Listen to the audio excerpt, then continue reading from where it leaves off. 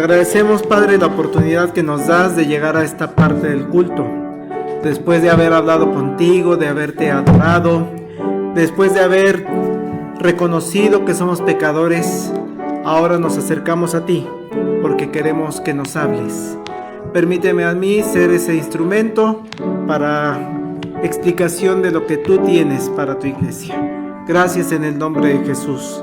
Amén. Estamos iniciando el mes de julio, ya estamos más cerca del periodo navideño, se acerca. Y vamos a iniciar este mes que tiene varias situaciones importantes para nosotros. Una de ellas como iglesia es nuestro aniversario, una fecha que estableció el consistorio y ya platicaremos en su momento del mes de julio. El día 20 de julio celebraremos y daremos gracias a Dios por un año más como iglesia. Pero además en este mes, hermanos, las predicaciones van a estar basadas en las llamadas cartas generales. Ya estudiamos las cartas de Pablo. En diferentes momentos a lo largo de este periodo que Dios me ha permitido estar con ustedes, hemos estudiado varias cartas, ya estudiamos Tesalonicenses, ya estudiamos en algún momento Timoteo, ya hemos comentado sobre Filemón, pero ahora vamos a entrar en unas cartas que no escribió Pablo, que forman parte de la Sagrada Escritura y que se encuentran después de las cartas de Pablo. En nuestras Biblias, después de los Evangelios, después del libro de Hechos, las cartas de Pablo, que están acomodadas de la más larga, Romanos, a la más cortita, que es Filemón. Llegamos después a las cartas generales, en las cuales, en algunas de ellas hay dudas sobre quién las escribió. Por ejemplo, la carta a los Hebreos durante muchos siglos se creyó que la había escrito el apóstol Pablo. Y hay por ahí una frase muy sabia de el escritor de Hebreos, solo Dios sabe quién fue. No se sabe exactamente quién. Tenemos otras cartas como las cartas de Juan, primera, segunda y tercera de Juan. Las estudiaremos algunas de ellas más adelante, en los siguientes meses. Unas cartas de Pedro, 2 cartas que escribió Pedro. La de Judas, que la de Judas es interesante porque no es propiamente una carta. Hay eruditos que dicen es más bien como un folleto de doctrina. Y está la carta de Santiago, que este mes lo vamos a dedicar a esa de Santiago, hermanos. Porque es necesario comentar primero de esta carta algunas generalidades sobre ella. Por ejemplo, ¿quién la escribió? Si ustedes se fijan en el capítulo 1, versículo 1 de Santiago, si yo les digo, hermanos, no se sabe a ciencia cierta quién escribió la carta a Santiago, más de uno podría levantar su mano y decirme, pastor, aquí lo dice. ¿Qué dice el versículo 1? Santiago, siervo de Dios y del Señor Jesucristo, a las 12 tribus que están en la dispersión. ¿Quién escribió la carta? Santiago. No sé por qué pastor dice que hay ciertas dudas de qué autor. Pues Santiago. El problema, hermanos, es que hay varios Santiagos en la Biblia. ¿Cuál de todos los Santiagos es el que le escribió? Y de hecho, permítanme decirles antes de continuar, no los vamos a encontrar como Santiago en la Biblia. El nombre que se les da a los Santiagos en la Biblia es Jacobo. Y entonces, ¿de dónde viene la relación de Santiago y Jacobo? Bueno, ya tiene que ver con las traducciones. Hay una hipótesis de que es San Jacobo. San Jacobo fue cambiando a Santiago, pero entonces se refiere a Jacobo. Y la pregunta es, ¿cuál de todos los Jacobos? Porque hay Jacobo, hijo de Zebedeo, que es hermano de Juan, y que forma parte de los apóstoles. Está Jacobo, hijo de Alfeo, otro de los apóstoles. Había 2 Jacobos entre los apóstoles, o Santiagos. Pero también, hermanos, hay otro Jacobo muy importante. Cuando vemos en la Escritura, Mateo 13:55, cuando va la familia de Jesús a verlo, le dice: ¿no es este el hijo del carpintero? ¿No se llama su madre María y sus hermanos Jacobo, José, Simón y Judas?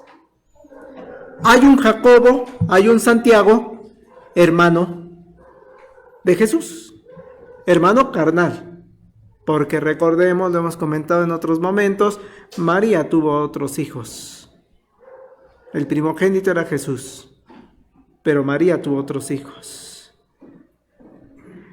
Dice allá en Gálatas, capítulo 1, verso 19, cuando Pablo hace referencia de parte de su historia, dice: yo no vi a ninguno de los apóstoles, sino a Jacobo, el hermano del Señor. Por eso, hay gran parte de los eruditos bíblicos que se inclinan por pensar que la carta de Santiago fue escrita por el hermano de Jesús. No hay una contundencia en afirmarlo, pero la tendencia de los eruditos parece ser que es este Jacobo, el hermano de Jesús. Pero pastor, es que al principio dice la Escritura que ni sus hermanos creían en él. Sí, pero parece ser que después, cuando resucita Jesús, este Jacobo cree en Jesucristo como el Mesías, lo reconoce y de hecho toma un liderazgo muy importante en la iglesia de Jerusalén.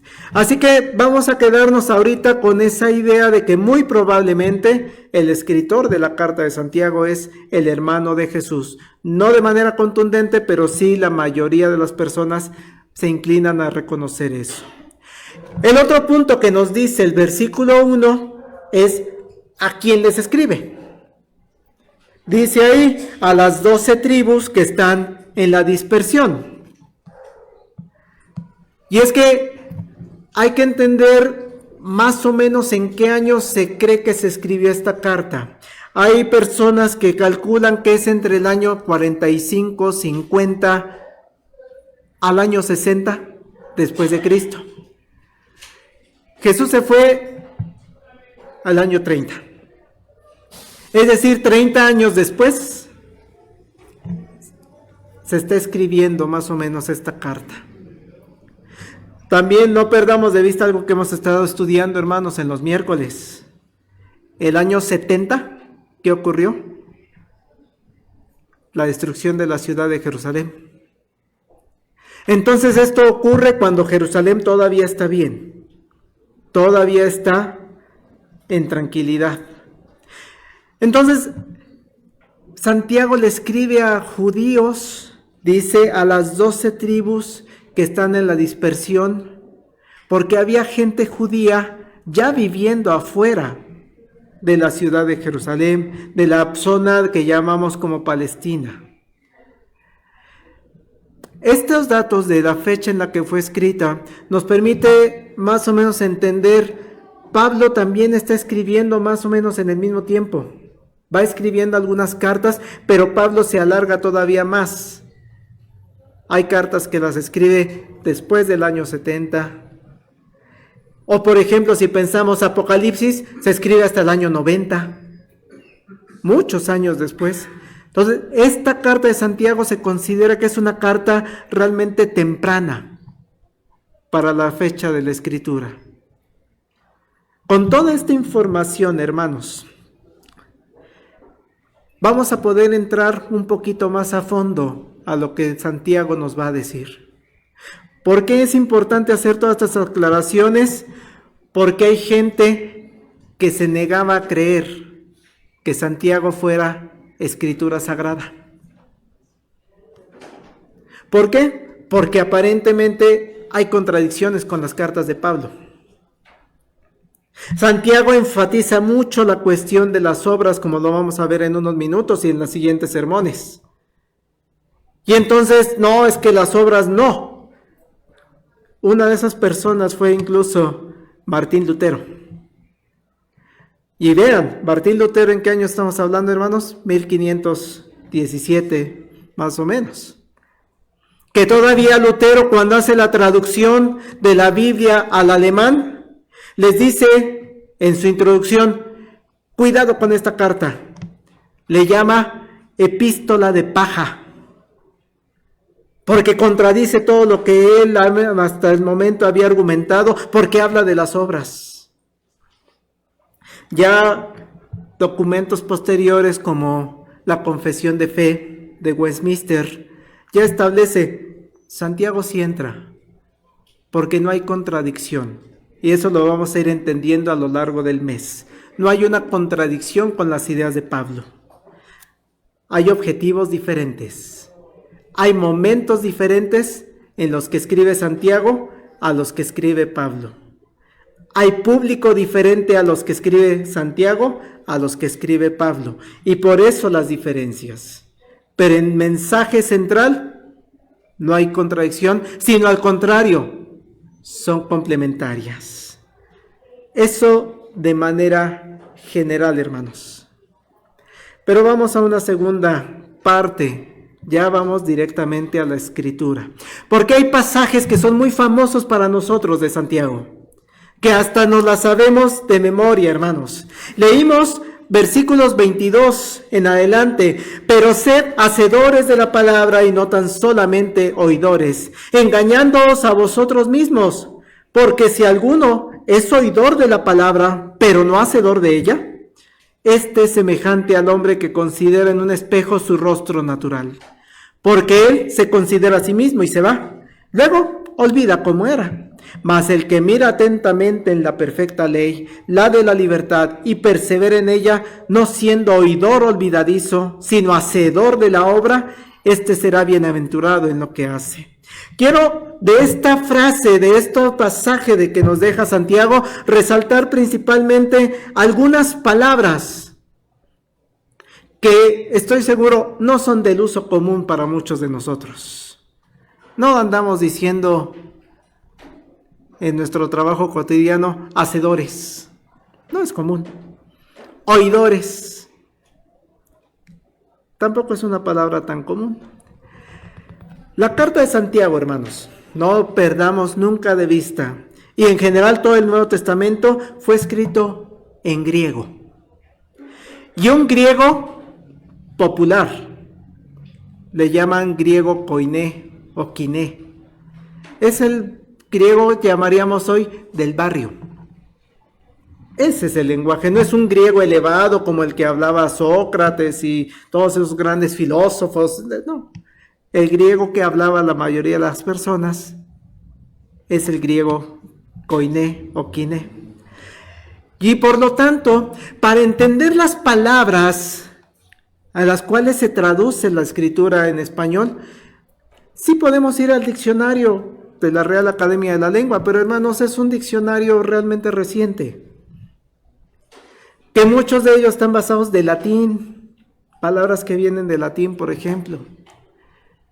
Pero para entender la escritura, lo ideal es que nos vayamos a los diccionarios de griego, y de griego antiguo, porque el griego actual ha cambiado mucho también. Y entonces cuando vamos al griego antiguo podemos encontrar mayor claridad para interpretar el pasaje y para encontrar la riqueza de lo que Santiago nos quiere decir. La primera palabra que quiero mencionar del griego es oidores. Oidores. Dice que viene del griego acroates, que significa escuchar, pero no nada más escuchar, sino escuchar atentamente. Escuchar con atención. Y hermanos, sé que aquí sí podemos hacer ya una comparativa a nuestras épocas actuales. Los que somos maestros, hermanos, ¿qué no nos pasa, no? Vamos, damos nuestra clase Y hay muchachitos, jovencitos, que están ahí presentes, pero como entra aquí por aquí, se sale por aquí, ¿no? Es que ya lo dije. Ah, ¿sí lo dijo, maestro? Sí. Eso no es un oidor. O no es una persona acroatés.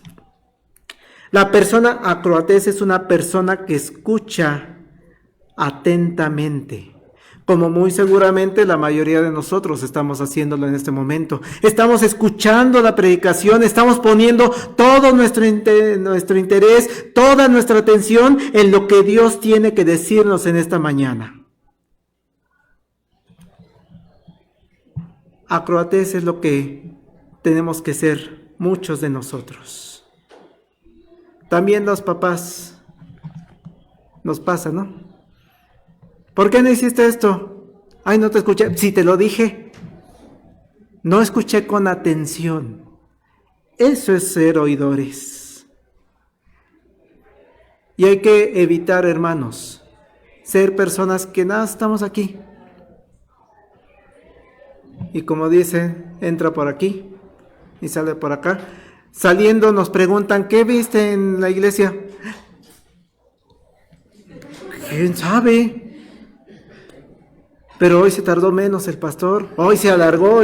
¿Y qué dijo?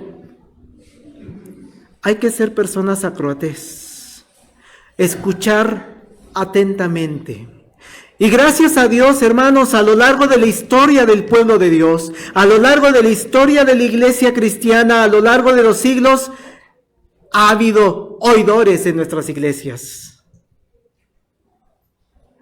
Y sé que si yo les pregunto, hermanos, ¿usted ha sido en algún momento una persona acroatés? Me van a levantar, sí, pastor. Yo cuando vengo al templo escucho con mucha atención lo que usted dice. Es en verdad de mucho gozo, hermanos, cuando de repente en el día miércoles o en otra actividad de la iglesia dicen, como dijo el pastor en aquella ocasión, acroatés, escucharon con atención. Es que el pastor mencionó esto, el pastor nos mostró esto, el anciano dijo esto, el hermano Adrián en la clase dijo esto. Hay muchas personas acroatés en nuestras iglesias, personas oidoras. Gracias a Dios. Pero hay una segunda palabra, que también viene del griego, y que se lee poités. Poités. Y que Reina Valera lo traduce como hacedores. Hacedores. Si nos fijamos en el sonido, poités, creo que nos refiere a una palabra actual. Poites, poeta. ¿Qué hace un poeta, hermanos? Ya no entramos si tienen trabajo o no tienen trabajo, sino ¿en qué hacen? Crean. Ese es su trabajo de un poeta. Crear cosas. Crear frases, versos, obras. Así podemos entender que Santiago, hermanos, está usando esta segunda palabra de poités en el sentido de que le dice a sus lectores, hay que ser personas que crean cosas. Hay que ser personas que hacen cosas, que actúan. Por eso la traducción dice, hay que ser personas que hacen, que actúan, que inventan. Que lo que han escuchado en la predicación, que lo que han escuchado en la palabra, lo llevan a la práctica. Por eso qué hermoso versículo cuando leemos, pero sed hacedores de la palabra y no tan solamente oidores. Y aquí es donde las preguntas, ¿verdad, hermanos?, nos hacen pensar. ¿Quién ha sido oidor? Yo, pastor, yo. Gracias a Dios, hermano. ¿Quién ha sido hacedor? ¿Quién ha hecho lo que la palabra de Dios dice que hagamos? ¿Quién inventa? ¿Quién crea? quien hace acciones de lo que escucha en la palabra. Y hermanos, es muy duro lo que señala, ¿eh? Nuevamente vamos al versículo 22, 23, porque creo que ahora con este análisis de las palabras hacedores y oidores podemos entender aún más lo duro que está haciendo Santiago. Verso 22, pero sed hacedores de la palabra y no tan solo oidores. ¿Y qué dice, hermanos? Engañándoos a vosotros mismos. Qué duro. Ser oidores y no hacedores, engañándoos a vosotros mismos. Y sigue diciendo Santiago, porque si alguno es oidor de la palabra, pero no es hacedor de ella, este es semejante a un hombre que se considera en un espejo su rostro natural. Se considera a sí mismo y se va. Y luego olvida cómo era. ¿De qué habla el pastor? Ya se me olvidó. Mas el que mira atentamente en la perfecta ley, la de la libertad, y persevera en ella, no siendo oidor olvidadizo, sino hacedor de la obra, este será bienaventurado. Es duro, hermanos. Aquellas personas que solamente son oidores, solamente son personas acroatés, que pastores que yo sí escucho con atención, el Señor les está diciendo, es que quiero más de ti. No quiero que te quedes solamente en ser acroatés, no quiero que te quedes en solamente ser oidor, sino te invito a que seas poeta, poetés, personas que crean, que hacen las cosas, quiero que seas una persona que pone en práctica lo que has escuchado con mucha atención. Y si no se hace lo que está invitando el Señor a través de Santiago, les llama, te estás engañando. Te estás engañando a ti mismo. ¿Cuántas personas en las iglesias actuales, hermanos? Nada más venimos a escuchar. Me llamaba la atención hace un tiempo en un pueblito que estábamos visitando en domingo, estaba la hora de la misa. Me llamaba la atención que el templo chiquito, pero todo lleno, y había hasta personas allá afuera. Y creo que todos hemos visto esas imágenes. Me preguntaba, ¿y las personas que están ahí afuera escuchan? Ni siquiera eso, hermanos. Ellos ni siquiera escuchan, pero cuando llegan a su casa, ya fui a misa. Ok. Las que están adentro, bueno, ellas escucharon, pero escucharon con atención. Pero llegan a su casa, ya fui. Pero Santiago nos dice, ve más allá. Crea. Dice, es que si no haces las cosas, si no pones en práctica lo que estás escuchando, es como si te vieras en un espejo. Y yo sé, hermanos, hermanas, que pensar en un espejo en la época actual es otra cosa. Porque los espejos están bien bonitos, ¿no? Les ponen luces, ahí con foquitos y iluminación y ¡wow! ¡Qué bonita! Hay unos redonditos que hasta se hace grandote la imagen, ¿no? Y se ven, ¡ay! Aquí tengo mis puntos negros. Y hoy pensamos en un espejo y pensamos en un instrumento muy, muy moderno. Pero ¿cómo sería un espejo, hermanos, en la época antigua? Hermanos, en aquella época, un espejo, la imagen era borrosa. Era un pedazo de metal, muy seguramente, medio pulido, que medio te alcanzabas a distinguir. Y por eso dice, pues no te ves con detalle. No te ves exactamente como eres tú.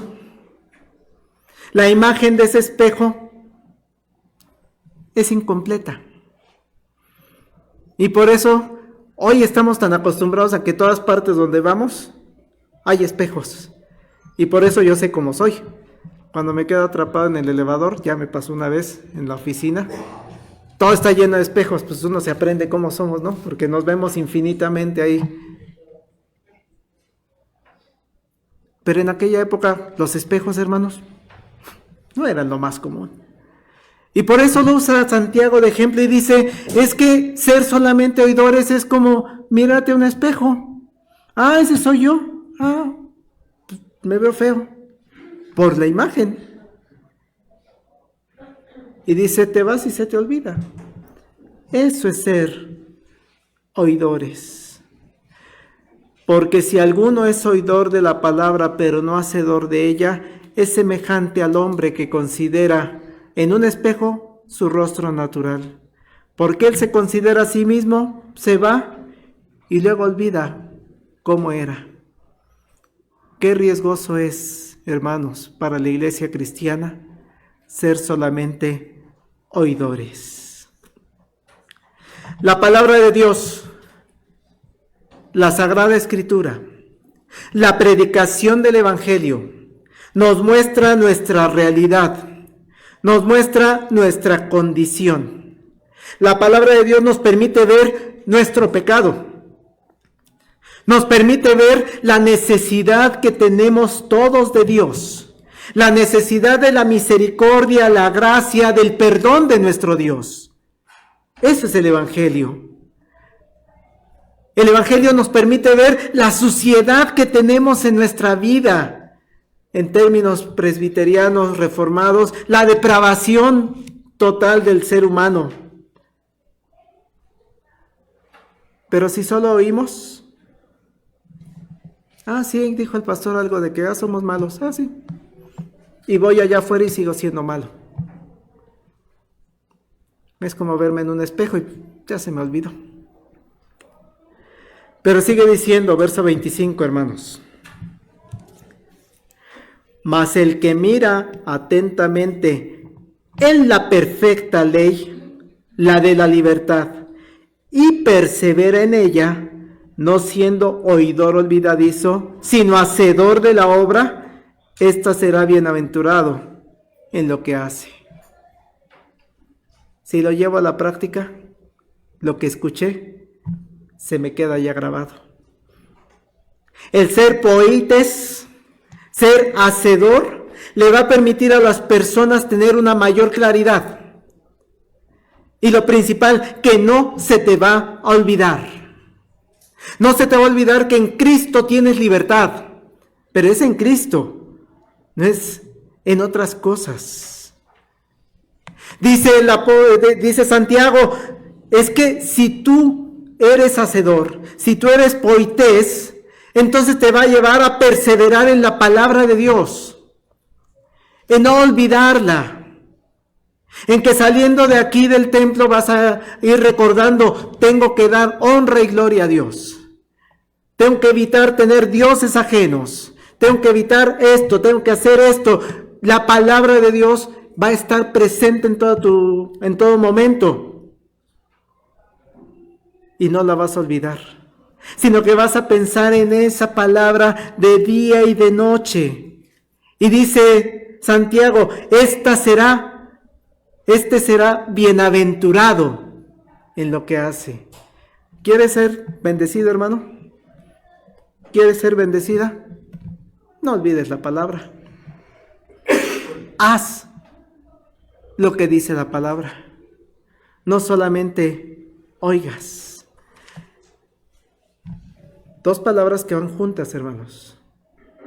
Oidores, sí es importante venir a escuchar con atención. Y hacedores, sí es importante poner en práctica lo que hicimos. Y Santiago no entra en ninguna contradicción con el resto de la Escritura. Allá en Mateo 7:24 dice el Señor Jesucristo, cualquiera pues que me oye estas palabras y las hace, le compararé a un hombre prudente que edificó su casa sobre las rocas. Es el mismo Señor Jesucristo quien está diciendo, quien las oye y las hace. Va junto, No hay contradicción con ninguna parte de la Escritura. El mismo apóstol Pablo, en su carta a los Romanos, capítulo 2, versículo 13, porque no son los oidores de la ley los justos ante Dios, sino los hacedores de la ley serán justificados. Oír y hacer van juntos. No hay contradicción con el apóstol Pablo. Otra frase de nuestro Señor Jesucristo: si me amáis, guardad mis mandamientos. Hay que hacer las cosas. El decir amo a Jesús implica hacer las cosas. Oidores y hacedores. Pero nada más quiero pasar a una última parte, hermanos, porque también es sumamente importante entender esta palabra. Porque muchas de las veces, hermanos, pues nos puede entrar la duda, bueno, ya entendí, hay que ser hacedores, pero ¿qué hay que hacer? Ahora díganos qué tengo que hacer para que yo saliendo de esta puerta me ponga a hacer y no solamente quiero ser oidor. Y Santiago pone ejemplo. Dice el verso 26. Si alguno se cree religioso entre vosotros y no refrena su lengua, sino que engaña su corazón, la religión de tal es vana. Qué palabra tan interesante, hermanos. Religioso. Religión. Si nos vamos al latín, la explicación que se da de la palabra religión es religar, volver a ligar a Dios. Pero les he insistido, no estamos hablando en un contexto latino, de latín. Nos tenemos que ir al griego y al griego antiguo. A ver qué palabra está utilizando Santiago para referirse a religión. Y la palabra que está utilizando es trescos. Y trescos es una palabra que describe a una persona que es muy devota en las prácticas, pero en las prácticas externas, lo que ve la gente en la adoración. Una persona que está acostumbrada a seguir los rituales, a seguir las ceremonias de manera completa. Si me dicen que me tengo que vestir de azul, me visto de azul. Si me dicen que me tengo que poner un arete, me pongo ese arete. Si me dicen que me tengo que inclinar, me voy a inclinar. Eso es una persona trescos, eso es ser religioso. De hecho, la otra parte en donde se usa esta palabra trescos es en Colosenses 2:18. Nadie os prive de vuestro premio, afectando humildad y culto a los ángeles, entremetiéndose en lo que no ha visto. Esa palabra culto es trescos. Entonces, si a mí me dicen, párate, me paro. Si dice, inclina tu rodilla, inclino mi rodilla. Vamos a cantar, vamos a cantar. Inclina tu rostro. Eso es ser religioso. ¿Y cuántas personas no conocemos en las iglesias que hacen eso? Que vienen aquí y cumplen con la parte religiosa. Santiago, hermanos, nos dice que los creyentes en Jesucristo debemos no solamente ser oidores, sino hacedores. Es decir, no debemos ser simples personas religiosas, que en nuestra experiencia externa, pues sí, pues el hermano, la hermana, todos los domingos viene, se para, se inclina, se va y ya. Lo que nos está diciendo Santiago es que debe haber un cambio interno. No debemos ser religiosos, sino unas personas transformadas. La persona creyente en Jesucristo debe ser una persona con su vida con dominio propio, en donde todo lo que haces desde que amanece hasta que te vas a acostar, adora a Dios. Eso es dejar de ser una persona religiosa. Es que los domingos, aquí está muy bonito, ¿no? ¿Cuántos no conocemos esto? Personas que en domingos, sí, muy, muy devoto el hermano, muy devota la hermana. Y cuando está en una fiesta,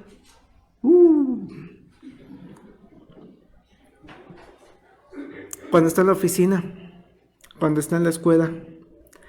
Santiago pone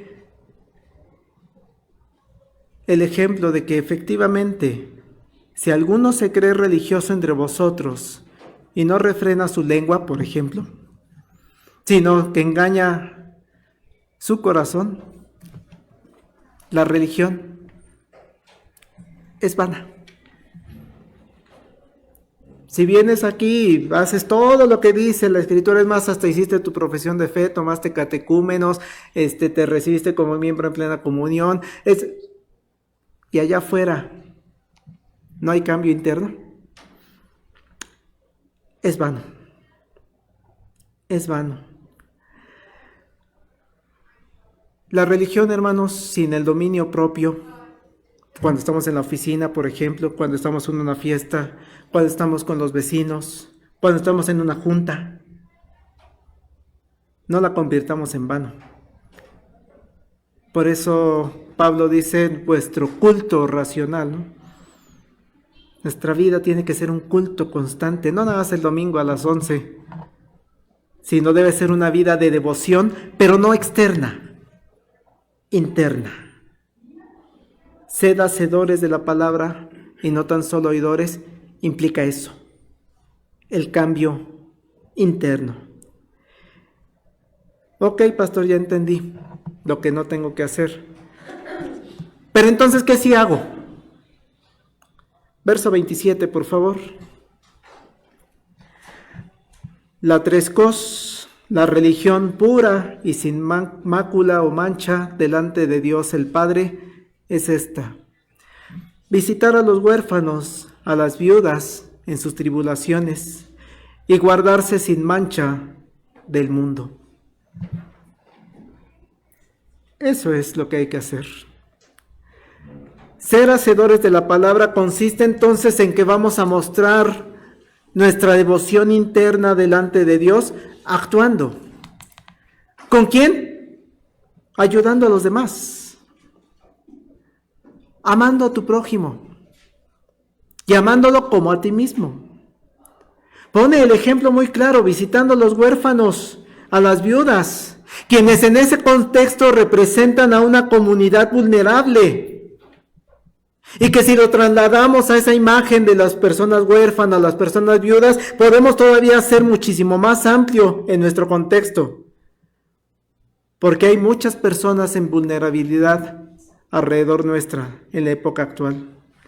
La verdadera religión consiste en hacer algo, hermanos, por las niñas, por los niños. Son vulnerables, viven violencia. Hay que cuidarlos, ver por sus necesidades. La verdadera religión implica atender a las personas que están viviendo en medio de la violencia. Sí, hermano, con lo que hemos estado haciendo, pidiendo a Dios por lo que ocurre en Gaza. Una crueldad tremenda que nos duele. Y si lo que puedo hacer es orar diariamente por lo que está ocurriendo en Gaza, vamos a hacerlo. Esa es la verdadera religión. Y claro, si podemos apoyar de otras maneras, adelante. La verdadera religión consiste en pedir por las personas que están viviendo en Michoacán, en medio de la violencia, en Guerrero, en medio de la violencia, que están sufriendo por el crimen organizado. Personas que viven y pasan por la pobreza, hermanos. Hay una frase, hermanos, que me causa mucho conflicto, ¿no? Que es utilizada políticamente. Oh, pastor, es que hay que enseñarles a pescar, no darles el pescado. Se está muriendo de hambre, dale de comer. Luego le enseñas a poner el anzuelo, luego le enseñas a poner la lombricita y que pesque. Lo que urge ahorita es darle de comer. Es que ¿por qué están regalando el dinero? Dales de comer primero. Luego analizamos cómo se les da trabajo, cómo se les da preparación, capacitación, todo lo demás. La verdadera religión es apoyar a las personas que viven en pobreza. ¿Cuántas personas en los desastres naturales no pierden sus cosas? Se les inunda su casa por un huracán, por un sismo. Esa es la verdadera religión. Y dice la frase de Santiago, la verdadera religión, la religión pura y sin mácula delante de Dios el Padre, visitar a los huérfanos, a las viudas en sus tribulaciones, pero además dice, y guardarse sin mancha del mundo. En Nueva Versión Internacional dice, conservarse limpio de la corrupción del mundo. En Dios habla hoy dice, no mancharse con la maldad del mundo.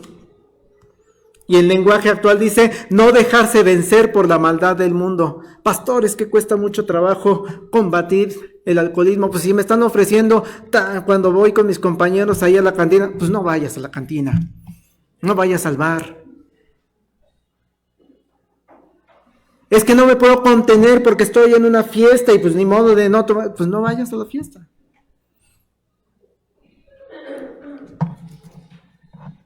No dejarse vencer por la maldad del mundo. Esa es la verdadera religión. Ese es el cambio interno que quiere Dios. Eso implica ser hacedores de la palabra de Dios. Aquí en la iglesia, hermanos, estamos presentes, creyentes en Jesucristo. Hemos reconocido a Jesús como nuestro Señor, nuestro Salvador, y queremos seguir las ordenanzas que Dios ha establecido. Desde tiempos muy atrás, ¿qué nos dijo Dios en Levítico? Sed santos, porque yo soy santo. Eso es lo que tenemos que buscar, hermanos.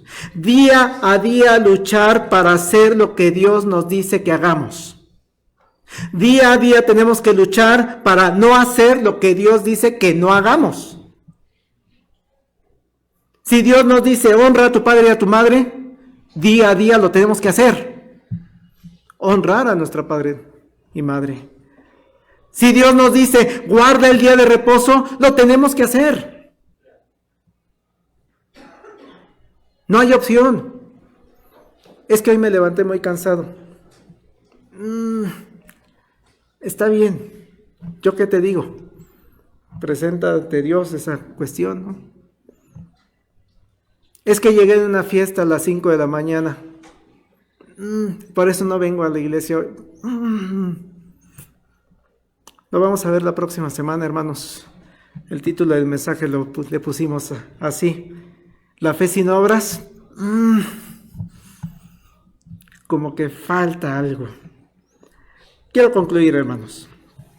Quiero invitarlos el día de hoy a que piense, hermanos, en su vida, en el tiempo que lleva como creyente, como cristiano.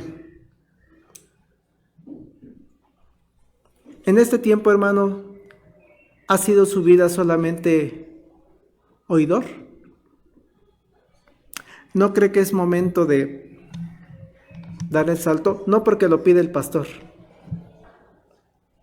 porque lo pide el Señor. Es Dios el que está hablando. Tal vez usted, hermano, es que yo sí he escuchado con suma atención y hasta le puedo decir los 5 puntos calvinistas de memoria. Ok. ¿Y no le hace falta aplicarlos? No solo ser oidores, sino hacedores. Revise, hermana, revise la historia de su vida y vea si usted ha sido solamente esa persona que es religiosa. Viene, se levanta porque dicen que se levanten, se sientan porque dicen que se sientan. Una devoción externa. O analice si su entrega al Señor es interna y la ha llevado a transformar su vida y a luchar por ayudar, por poner en práctica la verdadera religión y por conservarse en la santidad, luchando contra la maldad del mundo. Medite y salga de este templo hoy, con el deseo en su corazón de ahora sí, atraviese esa puerta y le diga a Dios: voy a ser hacedor, voy a ser hacedora de la palabra de Dios.